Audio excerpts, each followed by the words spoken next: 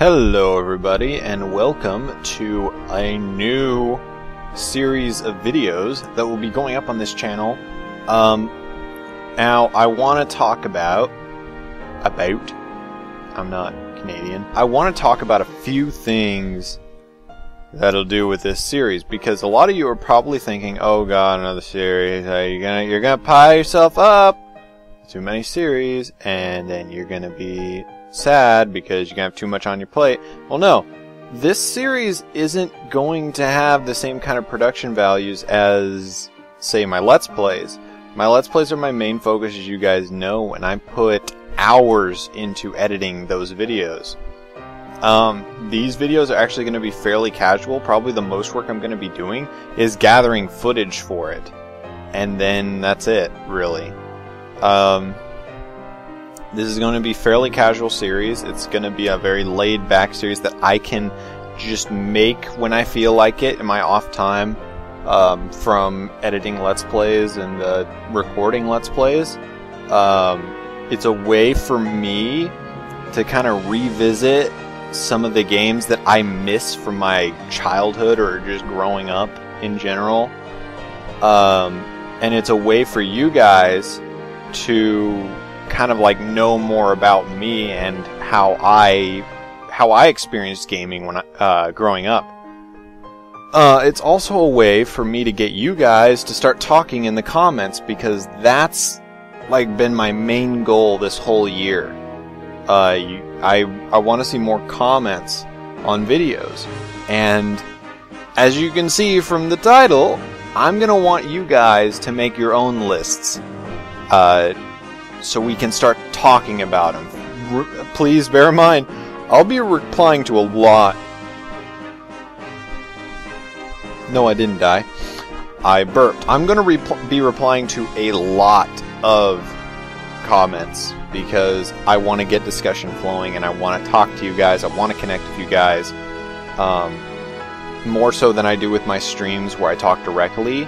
I want to get on a level where we start talking about the experiences we had as gaming kids, because those are probably the best times in gaming we will and have ever had.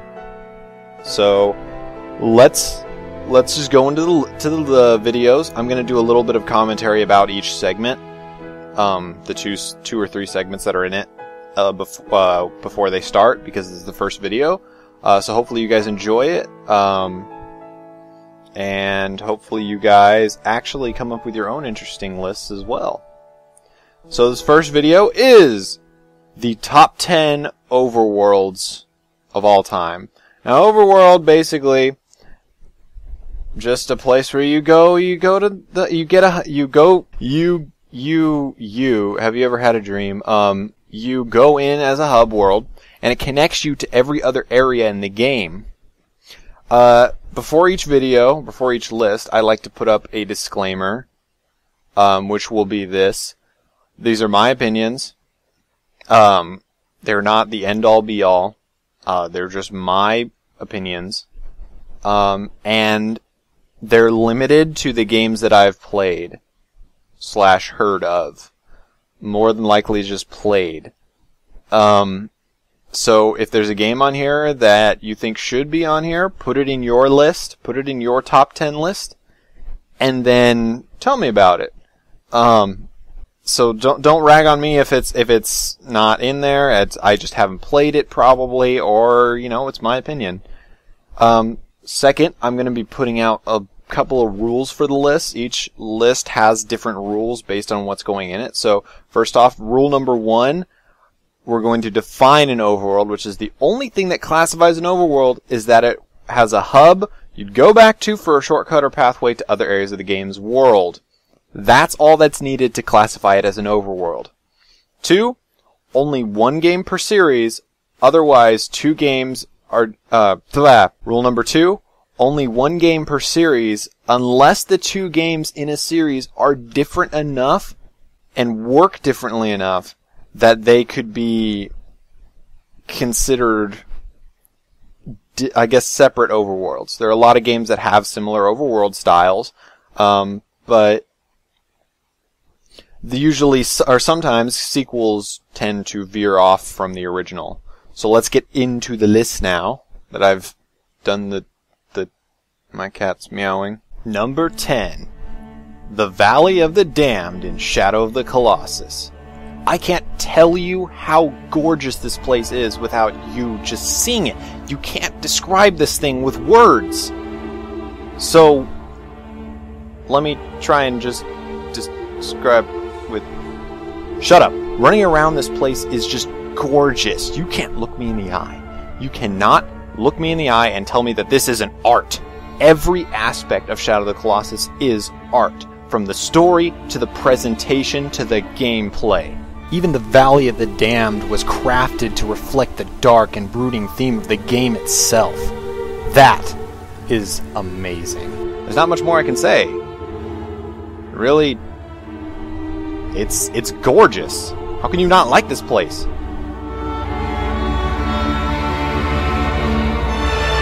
Number 9. Vaughns Motoworld from Crash Tag Team Racing. I can't exactly say why I like this world so much, but I don't know, there's some sort of charm to it. I really liked running around the area just to run around and explore. And I mean, come on, how many racing games really have an overworld that's tolerable? I mean, yeah, sure, there was Diddy Kart Racing, and I know of one other, but, you know, this place was cool. And I really enjoyed it. It really made the single-player experience fun.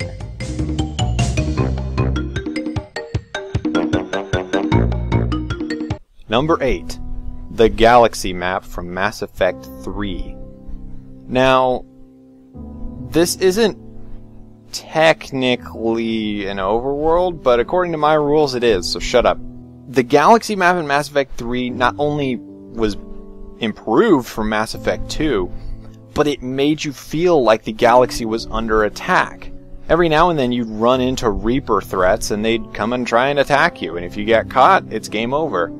I mean, that's just, I don't know, I think that's cool. And, you know, despite its flaws, Mass Effect 3 was a really great game, so, you know, I really like this place. It's really fun to just go explore the galaxy every now and then.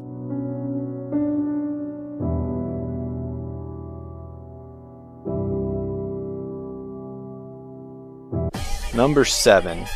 The Mountain from SSX3. Now, this may be really weird for a lot of people to see. I'm sure none of you saw this coming.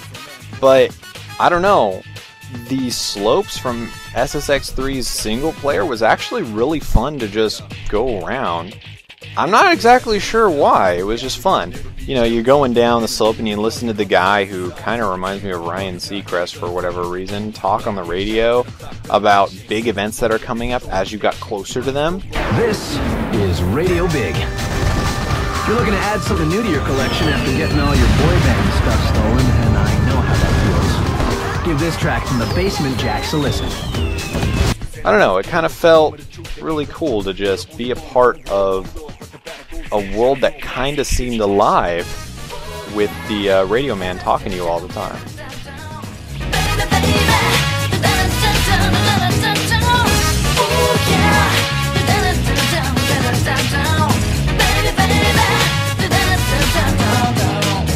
Number 6. The Island from Rune Factory Tides of Destiny. I love this place. It's sunny, it's warm, and it's got lovable characters everywhere. I loved hanging out I loved hanging out in this place. It actually made it difficult for me to go off and farm and do dungeons in the game just because I wanted to interact with all the characters here. And, you know, as they added more characters throughout the game, it just made me wanted to stay all the more. I never got to actually finish the game, but, you know, it's one of those life games that you can play forever and ever anyway, so... Although I hear that there actually is an actual ending, but that's for another time. Regardless, this island is quite possibly one of the greatest places to hang out. I love it. It makes me feel happy. It makes me so happy.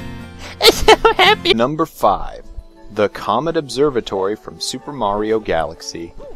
What more can I really say about this other than just saying it's the Comet Observatory? all of you should know what this game is about, and, you know, it's a Mario game.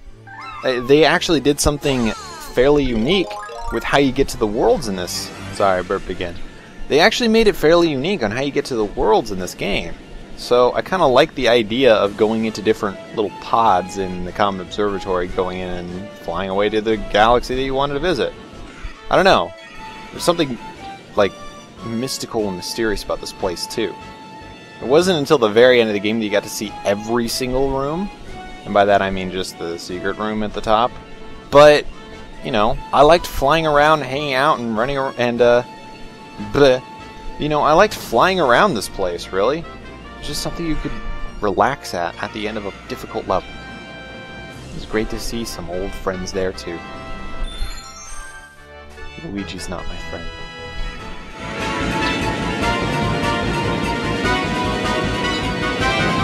Inaba.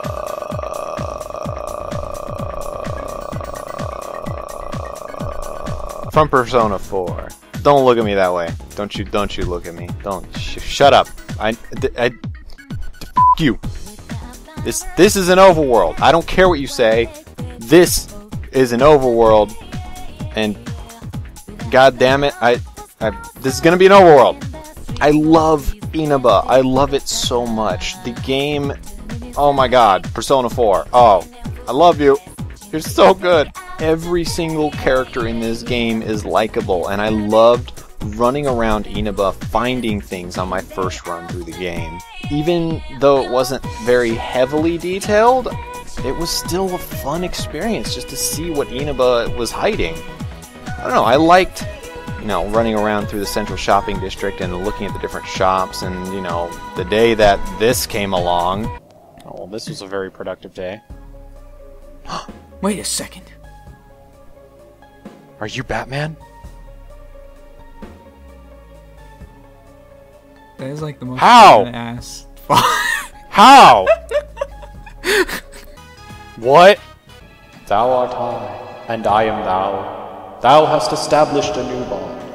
It brings thee closer to the truth. Thou shalt be blessed when creating personas of the Hermit Archon. Oh shit. But you have established the Fox social link of the Hermit Archon. You may earn experience bonus when fusing personas of the Hermit Archon. But it's a fox! I was genuinely surprised, but, you know, I love Inaba. It's like a friend. Like a real close friend. That holds many other friends inside it. That's kind of weird.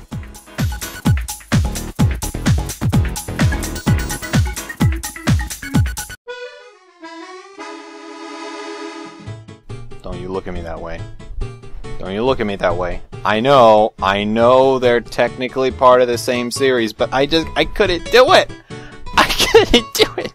Don't make me take this off the list! I love it so much! I don't know, I love Delfino Plaza. It's one of my most favorite Mario games anyway, so, you know, I like running around here. It actually felt like a proper overworld with events happening in it.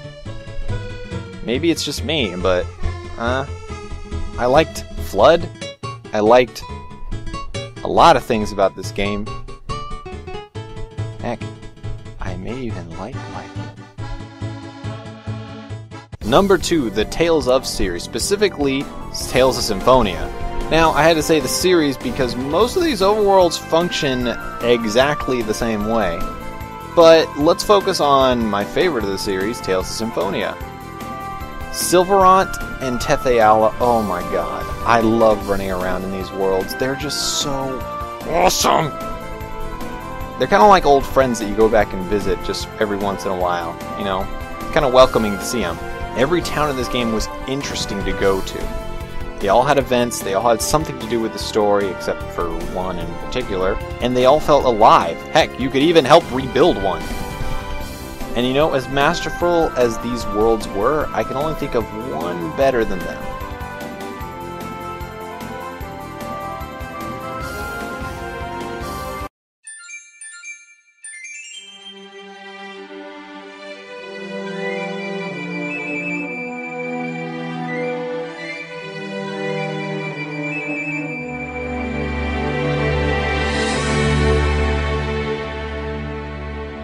I couldn't not. I repeat, I could not, that's a double negative, put this at the #1 spot. Hyrule Field and Ocarina of Time is hands down one of the best overworlds. Oh, what, you gonna say something? It's not technically an overworld because it's not, you know what? Yes it is, because I said so. Yeah, nothing beats the feeling of the first time playing this game. When you step out of the Lost Woods and into the vast expanse of Hyrule Field for the very first time. Running through the field, you could see Death Mountain in the distance, you could see Hyrule Castle Town Market, you could see Lon Lon Ranch, you could see the entrances to Lake Hylia and Gerudo Valley. I mean, it was the very first Legend of Zelda game I ever played, and dare I say the first game that ever made me feel like a hero on an epic adventure to save the kingdom and the princess. Hyrule Field only amplifies those feelings to make you truly feel like the hero of time, Link. Ugh. I love you, Miyamoto. Please marry me. I'm not exactly sure how to end this, just, look at it. In fact, I'll leave you with that. You guys can look at the videos as I walk away slowly into the sunset. So, I'll see you guys all on the next top 10 list.